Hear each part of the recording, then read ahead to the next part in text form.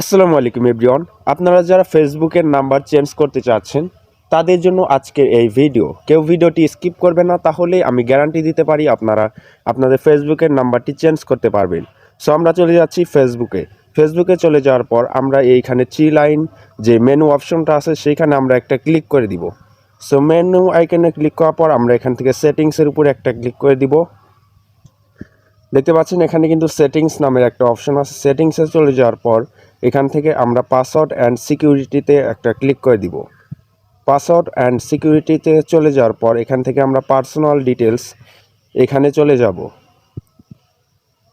2 নাম্বারে যেটা দেখতে পাচ্ছেন পার্সোনাল ডিটেলস, এখানে একটা ক্লিক করে দিব। তারপর কিন্তু আমাদের নাম্বারটা চেঞ্জ করতে পারবো।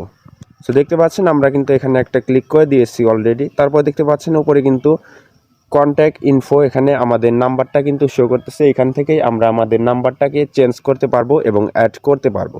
সো দেখতে পাচ্ছেন আমাদের অলরেডি এই অ্যাকাউন্টে একটা নাম্বার অ্যাড আছে এবং আমরা আরও একটা নাম্বার এখানে অ্যাড করতে পারবো। অ্যাড নিউ নাম্বারে ক্লিক করে তারপর এখানে আমরা অ্যাড মোবাইল নাম্বারে একটা ক্লিক করে দিব। তারপর দেখতে পাচ্ছেন এখানে কিন্তু আমাদের ফোন নাম্বারটা দিতে বলতেছে। এখানে ফোন নাম্বারটা দিয়ে অ্যাকাউন্টের উপরে টিক মার্ক দিয়ে আমরা এটাকে নেক্সটে ক্লিক করে দিব। এখানে কিন্তু আমাদের 2টা নাম্বার অলরেডি হয়ে গেল।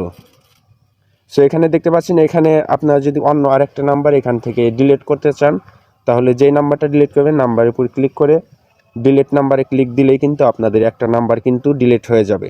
সো এইভাবেই কিন্তু আপনারা আপনাদের নাম্বারটিকে চেঞ্জ করতে পারবেন এবং এখান থেকে ডিলিট করতে পারবেন।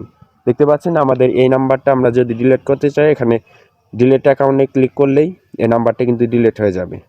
সো এই পর্যন্তই ছিল আজকের এই ভিডিওটি ভালো লাগলে একটি লাইক করবেন এবং এরকম রিলেটেড আরও ভিডিও ভবিষ্যতে পাওয়ার জন্য অবশ্যই আমাদের চ্যানেলটিকে সাবস্ক্রাইব করবেন।